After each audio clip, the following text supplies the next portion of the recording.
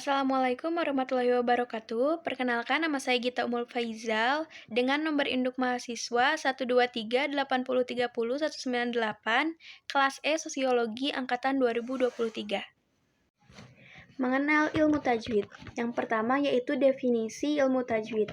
Definisi ilmu tajwid dibagi menjadi dua bagian, yaitu tajwid menurut lugat dan tajwid menurut istilah. Tajwid menurut lugat yaitu al-ityanu bil jaidi, yang artinya yang mendatangkan kebaikan. Sedangkan tajwid menurut istilah yaitu wal ilmu yubahasu fihi an mahorijul hurufi wa sifatiha, artinya satu ilmu yang di dalamnya membahas tentang mahraj huruf dan sifat huruf. Dengan kata lain, ilmu tajwid adalah ilmu yang digunakan untuk mengetahui kaidah dan cara membaca huruf-huruf Al-Quran secara baik dan benar. Selanjutnya yaitu hukum mempelajari ilmu tajwid. Hukum mempelajari ilmu tajwid yaitu fardu kifayah, sedangkan membaca Al-Quran dengan baik sesuai dengan ilmu tajwid hukumnya fardu ain. Tujuan ilmu tajwid. Tujuan mempelajari ilmu tajwid adalah memelihara bacaan Al-Quran dari kesalahan dan perubahan serta memelihara lisan atau mulut dari kesalahan membaca. Selanjutnya yaitu keutamaan mempelajari ilmu tajwid, yaitu bisa membaca Al-Quran dengan baik dan benar secara pengucapan huruf, sifat-sifat huruf, dan kaidah-kaidah tajwid sehingga terhindar dari kesalahan yang fatal. Yang ketiga yaitu tingkatan bacaan Al-Quran. Yang pertama yaitu tahqiq. Tingkatan bacaan Al-Quran tahqiq yaitu membaca Al-Quran dengan tempo yang lambat atau perlahan-lahan. Membaca Al-Quran dengan tempo seperti ini biasanya dilakukan oleh mereka yang tengah belajar membaca Al-Quran.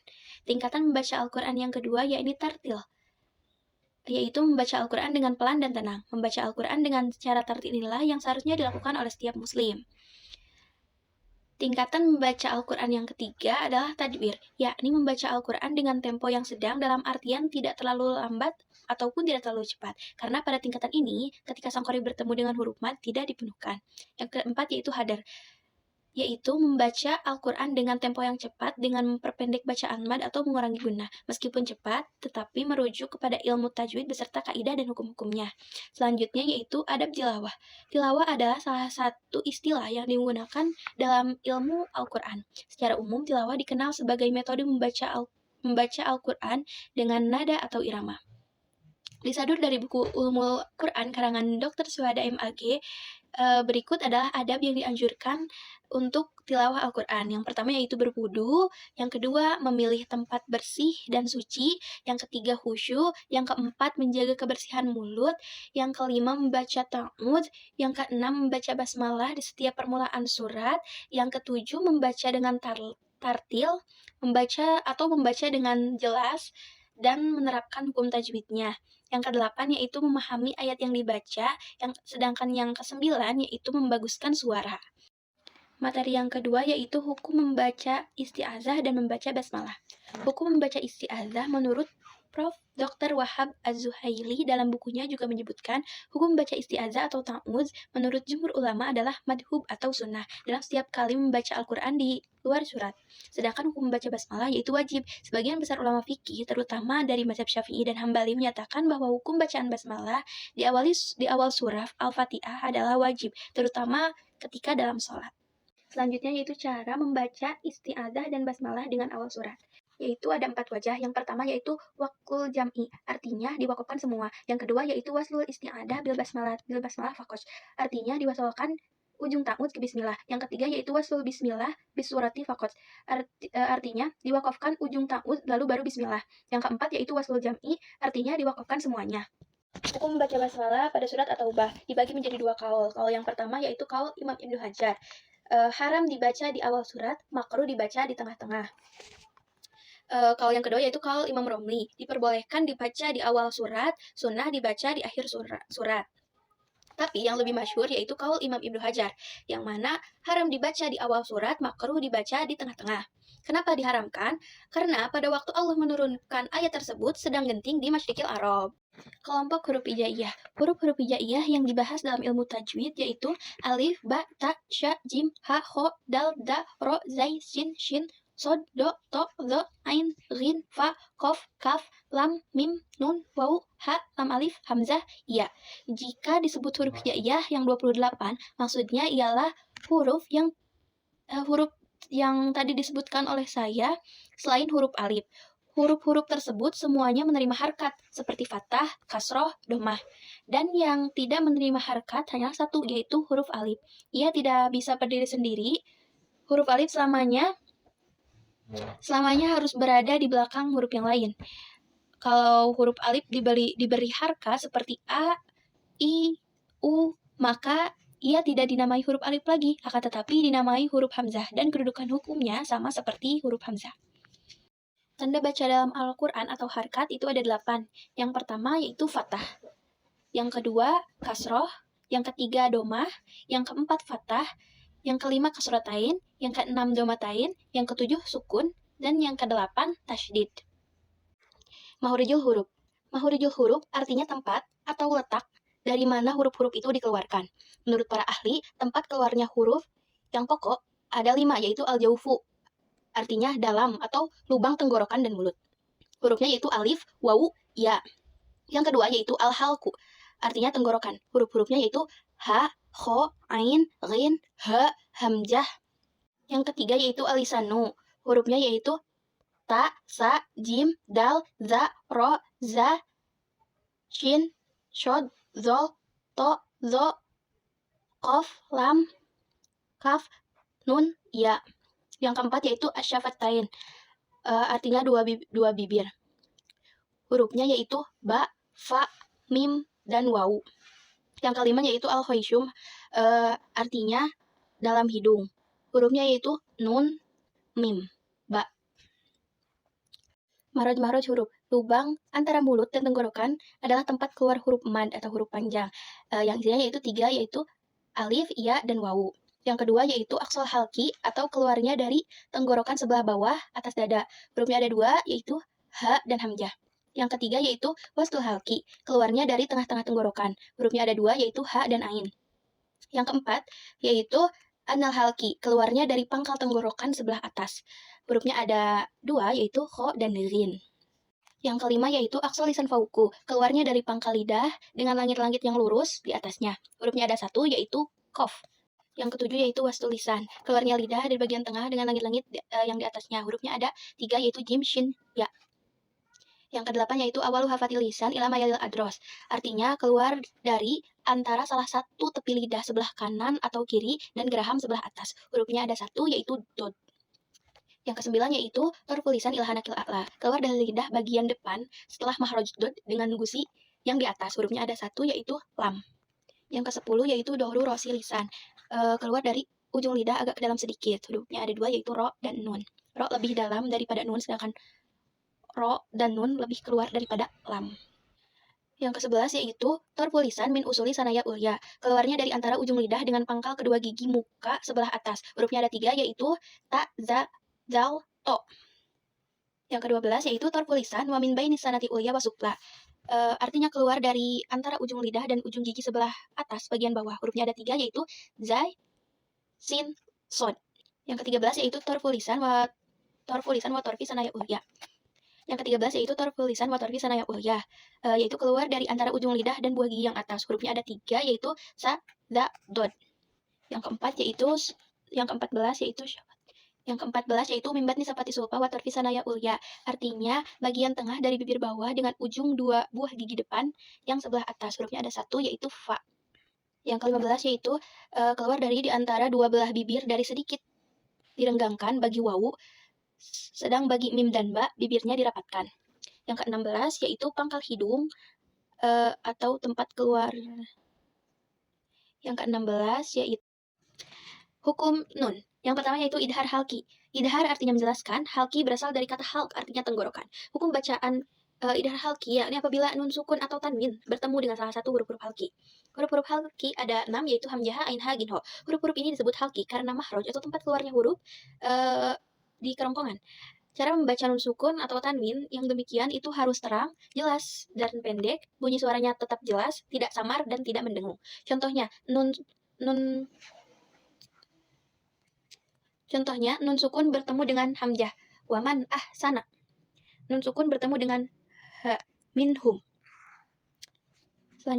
Contoh selanjutnya yaitu fathatain bertemu dengan ha, aliman, hakiman. Fathatain bertemu dengan kho, kirodatan, khosyiin. Kasrotain bertemu dengan hamzah, hasidin, idza hasad. Kasrotain bertemu dengan ha, ilmin, hudan. Domatain bertemu dengan kho, karrotun, khosyirotun. Domatain bertemu dengan kho, rihrun, ghairun. Yang kedua yaitu idgham. Idgham artinya memasukkan atau mentasydidkan. Idgham terbagi menjadi dua yaitu idgham bigunah dan idgham bilaguna. Pertama-tama idgham bigunah. Idgham artinya memasukkan atau mentasydidkan, sedangkan bigunah yaitu dengan mendengung. Hukum bacaan disebut idgham bigunah apabila nun sukun atau tanwin bertemu dengan salah satu dari huruf yang 4 ini yaitu ya, nun, mim, wawu. Cara membacanya yaitu nun sukun atau tanwin itu dimasukkan menjadi satu dengan huruf sesudahnya atau ditasydidkan dengan mendengung. Contohnya, nun mati bertemu dengan iya, famaya mal. Selanjutnya yaitu idgham bilaguna. Idgham artinya memasukkan atau mentasydidkan, sedangkan bilaguna yaitu dengan tidak mendengung. Jadi kalau biguna itu dengan dengung, kalau bilaguna itu tidak berdengung. Hukum bacaan disebut idgham bilaguna, yakni apabila nun sukun atau tanwin bertemu dengan lam atau ro. Cara membacanya itu dengan mengidghamkan nun atau tanwin pada lam dan ro, tetapi tanpa mendengung. Contoh, nun mati bertemu dengan lam. Walakil la ya'lamun. Yang keempat yaitu iklab. Iklab artinya menukar atau mengganti. Hukum bacaan disebut iklab, yakni apabila nun sukun atau tanwin bertemu dengan huruf ba. Cara membacanya adalah dengan menyuarakan huruf nun atau tanwin menjadi suara mim dengan merapatkan dua bibir serta mendengung. Contoh, nun mati bertemu dengan ba. Mim ba lima. Yang kelima yaitu ikhfa. Ikhfa artinya menyamarkan atau menyembunyikan. Hukum bacaan disebut ikhfa yakni apabila nun sukun atau tanwin bertemu dengan salah satu huruf hijaiyah. Selain huruf-huruf halqi, huruf-huruf idgham biguna, huruf-huruf idgham bilaguna, dan huruf-huruf iklab, yaitu to, tazal, sod, sin, zai, do, da, sadod. Dengan kaidah sif, da, sana, kamza, da, sasun, kod, sama, dum, tayyib, zid, fitu, kodo, do, lima. Cara membacanya adalah suara nun maupun tanwin masih tetap terdengar tetapi samar antara idhar dan idgham. Lagi pula terus bersambung dengan makhraj huruf berikutnya sehingga kedengaran berbunyi seperti eng jika bertemu dengan zai, do, fa, ko, kap. Lalu suara mirip eng dan eng jika bertemu dengan sa, za, sa, sya, zal. Materi selanjutnya yaitu hukum mim sukun. Hukum-hukum bacaan mim sukun ada 3 macam, yaitu idhar syafawi, ikhfa syafawi, dan idgham mimi. Yang pertama yaitu idhar syafawi. Idhar artinya menjelaskan, sedangkan syafawi asal kata dari syafatun artinya bibir. Hukum bacaan disebut idhar syafawi yakni apabila ada mim sukun bertemu dengan salah satu huruf yang 26 yaitu huruf hijaiyah selain dari huruf mim dan ba. Cara membacanya adalah terang dan jelas di bibir dengan mulut tertutup dan harus sambil dijelaskan idharkan apabila mim sukun bertemu dengan mim wawu dan fa. Contohnya, mim sukun bertemu dengan hamzah, alaihim andaratahum. Yang kedua yaitu ikhfa syafawi. Ikhfa artinya menyamarkan atau menyembunyikan, sedangkan syafawi yaitu berasal dari kata syafatun artinya bibir. Hukum bacaan disebut ikhfa syafawi apabila mim sukun bertemu dengan ba. Cara membacanya harus disuarakan samar-samar di bibir dan didengungkan. Contohnya mim sukun bertemu dengan ba. Sabaqatum biha. Yang ketiga yaitu idgham mimi. Idgham artinya memasukkan dan mentasydidkan, sedangkan mimi yaitu mim atau mendengung. Hukum bacaan disebut idgham mimi atau idgham mutamatsilain, yakni apabila mim sukun bertemu sesama mim. Cara membacanya adalah menyuarakan mim rangkap atau ditasydidkan. Contohnya, fa idzahum muzlimun. Materi selanjutnya yaitu hukum mim tasydid dan nun tasydid. Apabila ada mim yang bertasydid dan nun yang bertasydid, maka dibaca dengan mendengung dan disebut dengan bacaan gunnah. Gunnah artinya mendengung di pangkal hidung. Jadi, cara membacanya dengan mendengungkan huruf mim dan nun bertasydid di pangkal hidung selama 2 atau 3 harakat. Contohnya, summa, ummatul, mim. Materi selanjutnya yaitu hukum mad. Memanjangkan bacaan suara huruf dengan panjang 1 alif atau 2 harakat, 2 alif atau 4 harakat, dan 3 alif atau 6 harakat ada bermacam-macam. Yakni, contohnya mad tabi'i. Mad tabi'i yaitu mad artinya panjang, sedangkan tabi'i artinya biasa. Hukum bacaan disebut mad tabi'i, yakni apabila huruf yang dipanjangkan berbunyi suara berupa huruf berharokat domah dan sesudahnya terdapat huruf wawu. Yang kedua yaitu huruf berharakat kasroh dan sesudahnya terdapat huruf ya sukun. Yang ketiga yaitu huruf berharakat fathah dan yang ketiga yaitu huruf berharakat fathah dan sesudahnya terdapat huruf alif. Huruf alif waw iya disebut huruf mad. Cara membacanya harus dipanjangkan satu alif atau dua harakat. Contohnya, doma bertemu dengan waw mati. Yastabshirun. Kasrah bertemu dengan iya. La yudiung. Hukum qalqalah. Qalqalah artinya goncangan atau pantulan suara dengan tiba-tiba sehingga terdengar suara membalik atau terdengar getaran suara. Huruf-huruf qalqalah yaitu qaf, to, ba, zim, dal. Terkumpul dalam kalimat kut bujadin atau yang sering kita kenal sebagai baju di toko. Qalqalah ada dua macam, yakni qalqalah sugro dan qalqalah kubro. Qalqalah sugro artinya mantul atau pantulan. Qalqalah artinya mantul atau pantulan. Sugro artinya lebih kecil. Hukum bacaan disebut qalqalah sugro, yakni apabila salah satu huruf qalqalah itu berharakat sukun dan matinya dari asal kata-kata dalam bahasa Arab. Cara membacanya harus bergerak dan berbunyi seperti membalik. Wa'aqbala. Khalaqnahum. Qasabtum. Sib'atallah. Yang kedua yaitu qalqalah kubro. Qalqalah artinya memantul atau pantulan, kubro artinya lebih besar. Hukum bacaan disebut qalqalah kubro, yakni apabila salah satu huruf qalqalah berharakat sukun karena waqaf atau berhenti. Cara membacanya lebih jelas dan lebih berkumandang. Contoh, syai'im muhit. Tukwal qulub. Syari. Hukum alif lam ta'rif. Yang disebut dengan lam ta'rif yaitu alif dan lam yang selalu berada di awal benda sehingga perkataan tersebut menjadi ma'rifat. Alif lam ada yang dibaca terang dan jelas atau diidharkan bila berhadapan dengan huruf-huruf tertentu. Adapun alif lam yang bunyinya dihilangkan atau diucapkan yang tidak diucapkan atau tidak diidghamkan pada huruf berikutnya. Hukum lam ta'rif yaitu ada dua macam, yaitu idhar qamariyah atau disebut alif lam qamariyah. Yang kedua yaitu idgham syamsiyah atau disebut alif lam syamsiyah. Yang pertama yaitu idhar qamariyah. Idhar artinya menerangkan atau menjelaskan. Qamariyah berasal dari kata qamar artinya bulan. Qamariyah berarti bangsa bulan. Hukum bacaan disebut idhar qamariyah apabila alif lam bertemu dengan salah satu huruf qamariyah yang berjumlah 14 yaitu alif, ba, ghin, ha, jim, kaf, wawu, kho, fa, ain, kof, ya, mim, ha. Huruf qamariyah terkumpul dalam kalimat abki hajjaka wa khaf akimah. Karena lam ta'rif itu diumpamakan bintang dan huruf-huruf itu diumpamakan bulan, bintang itu tetap terang kelihatannya meskipun bertemu dengan bulan. Oleh sebab itu cara membacanya harus terang atau diidharkan.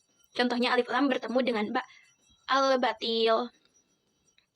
Yang selanjutnya yaitu idgham syamsiyah. Idgham artinya memasukkan atau mentasydidkan. Syamsiyah berasal dari kata syams artinya matahari. Syamsiyah berarti sebangsa matahari. Hukum bacaan disebut idgham syamsiyah yakni apabila alif lam bertemu dengan huruf-huruf hijaiyah selain huruf-huruf qamariyah yaitu ta, sya, dal, zal, ro, za, shin, sin, sod, do, to, zo, lam, nun. Karena lam ta'rif diumpamakan bintang dan huruf-huruf diumpamakan matahari, bintang bila bertemu dengan matahari di siang hari, bintangnya sirna, hilang, tidak tampak, atau tidak jelas. Oleh sebab itu, alif lam tak terbaca, sima, hilang. Cara membacanya dengan mengidghamkan atau mentasydidkan pada huruf hijaiyah sehingga alif lam tidak terbaca meskipun tulisannya ada. Contohnya, at-tawwab. Yang kedua, yaitu apabila akhir kata-kata atau kalimat itu huruf yang berharakat fathah, kasroh, kasrotain, doma, domatain, membacanya itu harus disamarkan lebih dahulu. Kemudian dibaca dengan terang menurut bacaan masing-masing. Contohnya, idza waqoba dibaca idza waqob, ida hasada dibaca ida hasad, wama kasaba dibaca wama kasab. Yang ketiga yaitu apabila akhir kata-kata atau kalimat itu berupa tamarbutoh, maka ketika berhenti dibaca dengan menyembunyikan menjadi hak sukun. Contohnya, alal afidah. Asalnya alal afidati, namun dibaca alal afidah. Narullahil muqadatu dibaca narullahil muqadah.